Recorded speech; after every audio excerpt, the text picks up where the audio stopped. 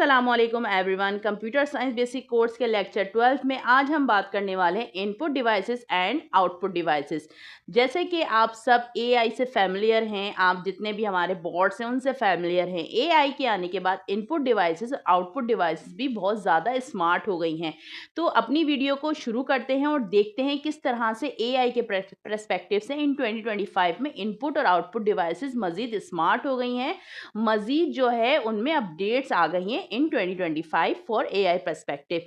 तो सबसे पहले हम बात कर लेते हैं कि इनपुट डिवाइसेस क्या होती हैं। इनपुट डिवाइसेस में जो कि ट्रेडिशनल वे में मैं बात करूं, जिस तरह से आप कीबोर्ड पर लिखते हो, जिस तरह से आप माउस से क्लिक करते हो, या फिर जो है आप जो है प्रिंटर को प्रिंट देते हो, इसे हम कहते हैं इनपुट डिवाइसेस। यानी इसे हम जो है गेम का जो हमारे पास एक माउस होता है, गेम में जो हम खेलते हैं, तो ये सब क्या होती हैं, इनपुट देना। यानी किसी भी मशीन को इनपुट देना, तो उसे हम कहते हैं इनपुट डिवाइसेस। अब हम बात कर लेते हैं आउटपुट डिवाइसेस क्या होती हैं। आउटपुट डिवाइसेस में क्या हो, सबसे पहले जो मेन है हमारी स्क्रीन। यानी स्क्रीन पे जब भी कोई हम कमांड देते हैं, जो चीज़ हमें रिजल्ट नज़र आता है वो हमें सबसे पहले स्क्रीन पर नज़र आता है। स्पीकर जैसे होते हैं, उससे हम म्यूज़िक सुन सकते हैं।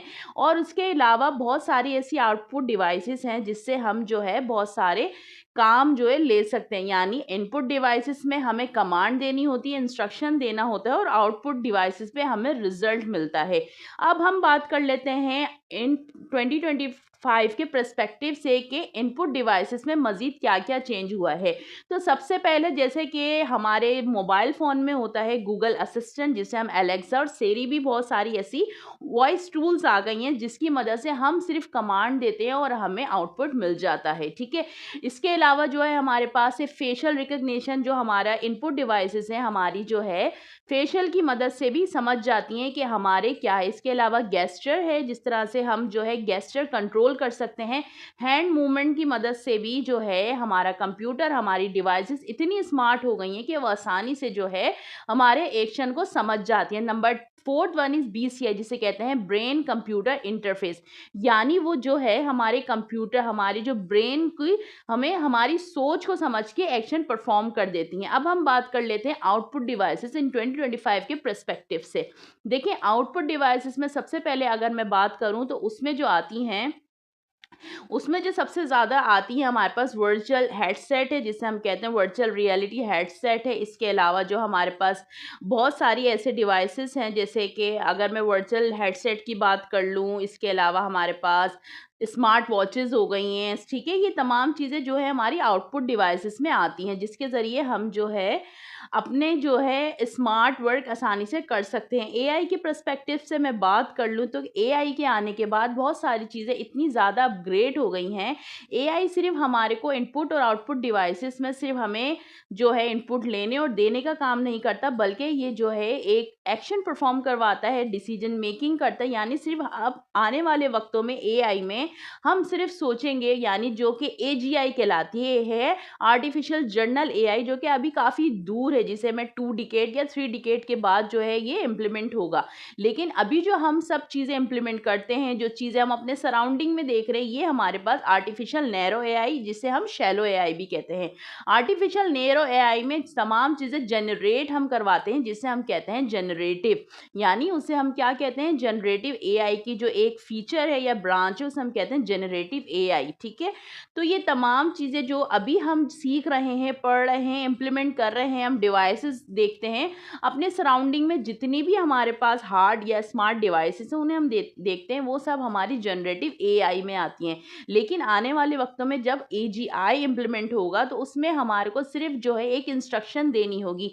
यानी एजीआई में हम क्या कर रहे होंगे, हम अपने रोबोट को, अपने चैट बॉट को ये बताएंगे कि मुझे इस मुल्क में ट्रैवल करना है, तो आप मेरे लिए इसका टिकट बुक करा दो। तमाम चीज़ें वो आपको करके और जस्ट आपको बता देगा ये तमाम चीज़ें मैंने कर दी हैं। यानी अब इसमें ह्यूमन इंटरवेंशन की ज़रूरत नहीं है। ठीक है, एजीआई में ह्यूमन इंटरवेंशन की ज़रूरत नहीं है, जबकि जो हम पढ़ रहे हैं जनरेटिव एआई, मशीन लर्निंग, इसके अंदर ह्यूमन इंटरवेंशन की ज़रूरत है, क्योंकि हमें कई कई जगह पर इसको ट्विकिंग करनी पड़ती है, इसको जो है करेक्ट करना पड़ता है, ताकि वो अपनी जो ट्रेन से सीख सके।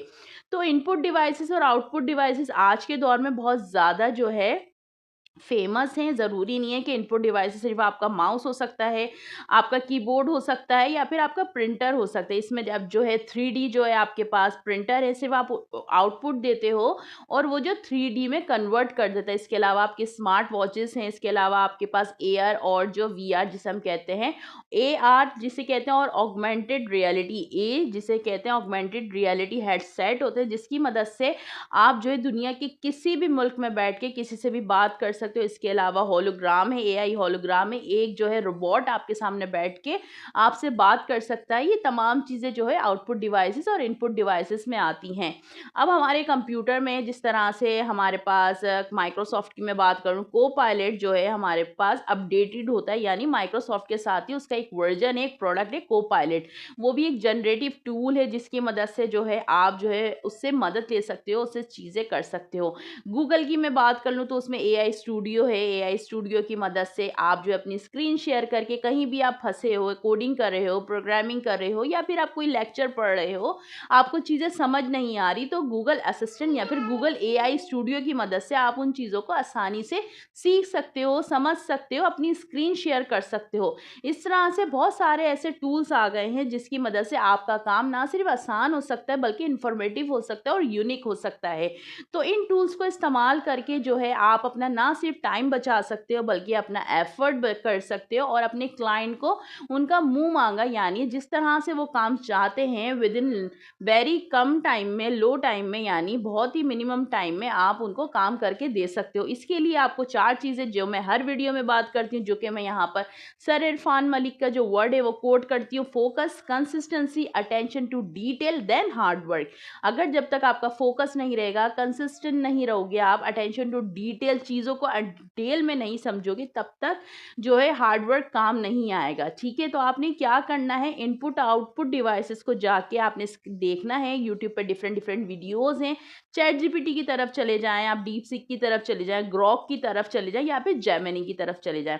बहुत सारी एआई टूल्स आ गई हैं जो हमें डिफरेंट डिफरेंट आंसर प्रोवाइड करती हैं, डिफरेंट डिफरेंट वे से हमें समझाती हैं, जिससे हमारी ना कि नॉलेज में इजाफा होता है बल्कि जो हमारा सबकॉन्शियस माइंड है वो भी हमें जो है पुश करता है चीज़ों को समझने के लिए, यानी हमारा माइंडसेट डेवलप करता है। तो वीडियो अगर पसंद आई तो वीडियो को लाइक करना नहीं भूलना। कमेंट्स में मुझे बताइएगा इनपुट डिवाइसेस और आउटपुट डिवाइसेस किस तरह से स्मार्ट वर्क कर सकती हैं इन 2025 के पर्सपेक्टिव से। जब तक के लिए keep learning, keep curiosity to learn and watching my all videos from the beginning. जब तक के लिए कीप लर्निंग, कीप ग्रोइंग। अपना ख्याल रखिएगा। अल्लाह हाफिज़। मिलते हैं नेक्स्ट वीडियो में एक नए टॉपिक के साथ।